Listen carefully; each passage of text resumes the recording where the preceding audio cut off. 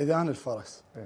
أنا أعرف ليش هذا الوصف، بس ممكن شرح للسادة المشاهدين. إذان الفرس، إحنا مثلا بنيلام كنا أولاد من؟ أولاد فرج ابن نصيري. منو أولاد فرج؟ طعان، عبد الشاه، عبد الخان، بلاسم، علة. زين. هذول الخوان ما حد يعلى على الثاني. زين. فمن نحكي نقول له لذلك المثل عليه من ينطلق على المتساويين. على المتساويين. زين.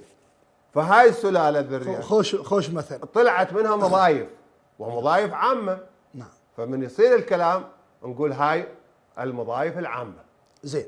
فما حد يعلى على الثاني. زين. خوان متحابين متكاتفين في السراء وفي الضراء. الله يجمع شملكم، والله يوحد كلمتكم، والله يديم هاي المضايف اللي احنا حقيقة نعتز بها ونعتبرها إرث عراقي عربي يشار له بالبنان والاحترام.